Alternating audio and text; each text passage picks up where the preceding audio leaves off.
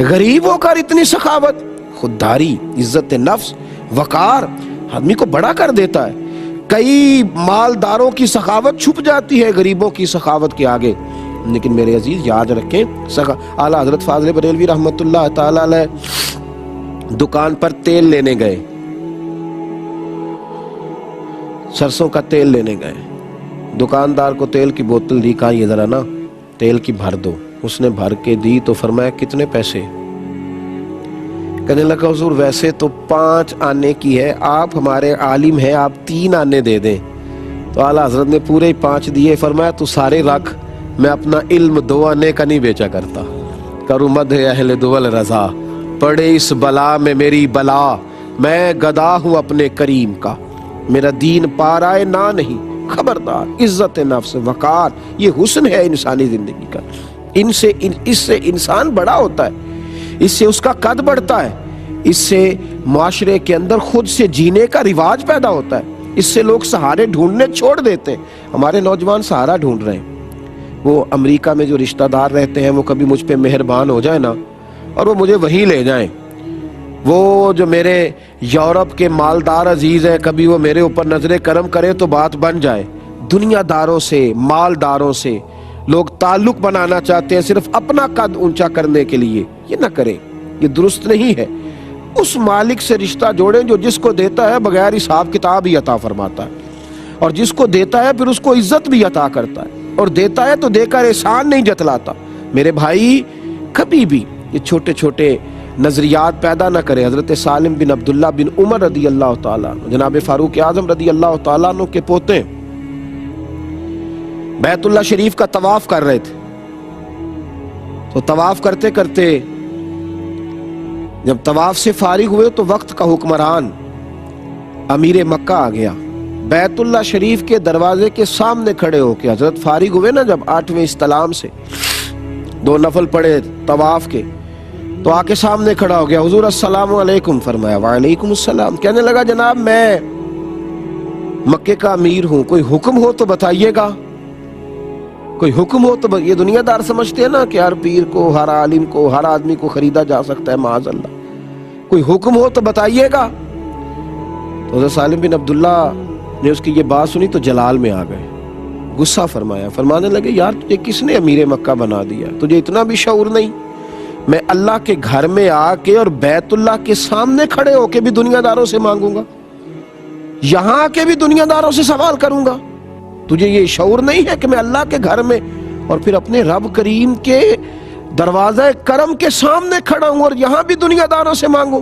نے دیکھا نہیں لوگ مسجدوں میں آ کے بھی لوگوں سے مانگتے، اللہ کے گھر میں بھی آ کے لوگوں سے مانگ رہے ہیں۔ کہا تو کیسا بیوقوف، پریشان ہو گیا اور پریشان ہو کے واپس لوٹ گیا۔ جب باہر نکل گیا نا بیت اللہ مسجد الحرام سے باہر نکل گیا تو باہر نکل کر کے حضرت سالم بن عبداللہ کا انتظار کرنے لگا۔ آپ فارغ ہو کے باہر نکلے تو پھر دروازے پہ کھڑا تھا، کہنے لگا حضور اب تو بیت اللہ شریف سامنے نہیں ہے، اب تو حجر اسود کے ہم سامنے نہیں کھڑے، اب تو ہم مقام ملتزم کے قریب نہیں ہے، تو حضور ابھی بتا دے کوئی حکم ہو تو۔ حضرت سالم بن عبداللہ اب مسکرائے اور فرمانے لگے چل یہ بتا تجھ سے دین مانگوں کہ دنیا مانگوں، تو جو دینا چاہتا ہے تو کیا مانگوں؟ تو کہنے لگا حضور میرے پاس تو دنیا ہی ہے، دین تو آپ کے پاس ہے۔ تو آپ فرمانے لگے دنیا تو میں نے اس سے کبھی نہیں مانگی جس نے دنیا بنائی ہے، میں تو اس سے بھی اس کا فضل ہی مانگتا ہوں، کرم ہی مانگتا ہوں، یہی کہتا ہوں جو میرے حق میں بہتر ہے مجھے دے دے۔ میں تو کبھی، تو کیا سمجھتا ہے میں سجدوں میں بھی رب سے دنیا کی دولت کا سوال کرتا ہوں؟ فرمایا جا، عرش کے مالک سے میں جب فضل مانگتا ہوں جس نے دنیا بنائی ہے تو تیرے جیسے آدمی سے مانگوں گا۔ کبھی ان چکروں میں نہ پڑے میرے بھائی، خودداری سے رہے، اسی سے مانگے جو دیتا ہے تو پھر بے انتہا ہی دیتا ہے، اس محبوب سے مانگے جو دیتے ہیں تو پھر کرم ہو جاتا ہے۔ میرے نبی کریم صلی اللہ تعالی علیہ وسلم کا وہ دروازہ کرم تھا کہ جہاں سے جو آتا تھا حضور اسے جھولی بھر کے عطا کرتے، جو آتا تھا اسے جھولی بھر کے دیا جاتا تھا۔ لیکن آپ کو سیاستہ میں کا روایت ایسی بھی ملے گی کہ ایک صحابی نے آ کے کہا تھا یا رسول اللہ کچھ دیجئے، تو نبی پاک علیہ السلام نے فرمایا تیرے پاس کچھ نہیں۔ یہ غور کا مقام ہے، اس پر توجہ فرمائیں۔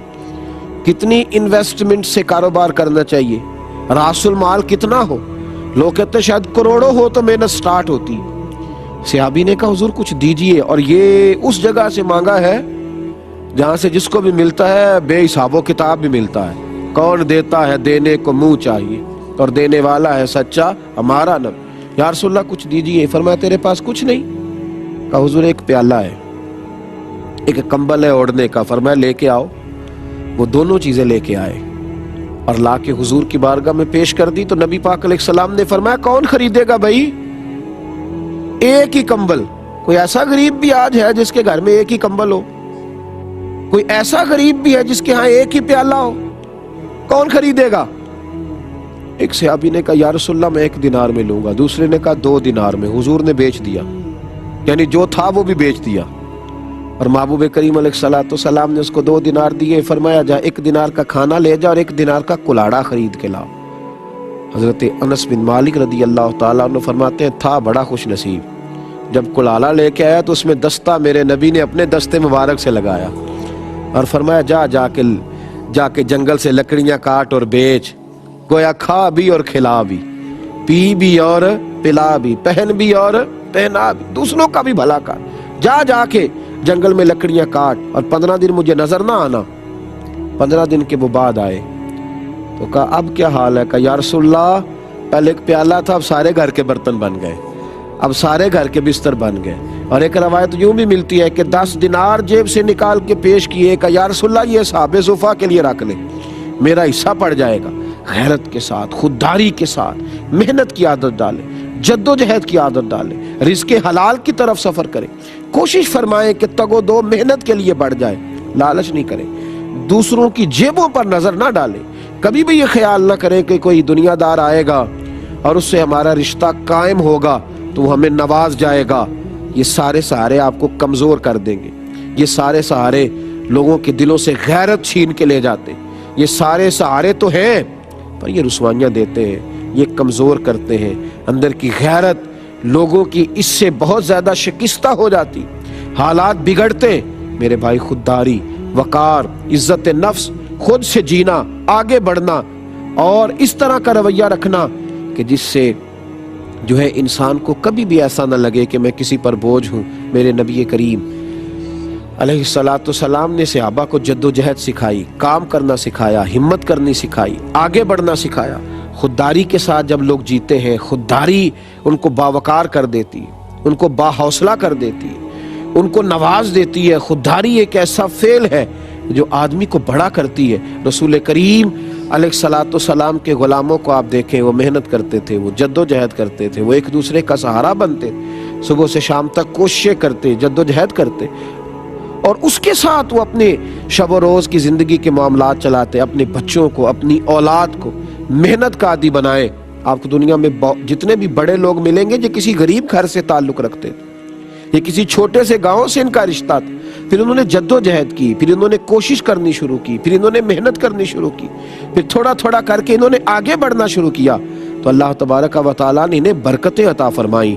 हजरत औफ बिन मालिक अशजई रदी अल्लाह तआला अन्हु फरमाते कि नबी करीम सल्लल्लाहु तआला अलैहि वसल्लम की बारगाह में कुछ लोग बैत करने के लिए हाजिर हुए तो नबी पाक सल्लल्लाहु तआला अलैहि वसल्लम ने उन्हें इस बात पर भी बैत किया किसी का शरीक नहीं ठहराएंगे। ये भी वादा लिया कि मेरी रिसालत का इकरार करेंगे, ये भी वादा लिया कि नमाज पढ़ेंगे, हज करेंगे, ज़कात देंगे। फरमाते मैं हैरान हो गया कि हुजूर ने उन लोगों से हाथ पे हाथ रख के ये वादा लिया कि मुझसे वादा करो तुम जिंदगी में किसी दुनियादार के आगे हाथ नहीं फैलाओगे, तुम कभी किसी से सवाल नहीं करोगे, तुम कभी भी किसी शख्स के आगे गिड़गिड़ाओगे नहीं। ला यसअलून अन्नास इल्हाफा, तुम कभी भी कोई ऐसा काम नहीं करोगे जिससे महसूस हो कि ये मांगने वाले हैं। कशकोल उठा करके दुनिया में भागते रहना और हमेशा यही सोचना कि किसी तरीके से किसी का माल मेरे पास आ जाए। माल तेरे लिए वही अच्छा है जो अल्लाह तुझे अता करे, जो मालिक तुझे तेरे घर से नवाज दे, वही तेरे लिए अच्छा है।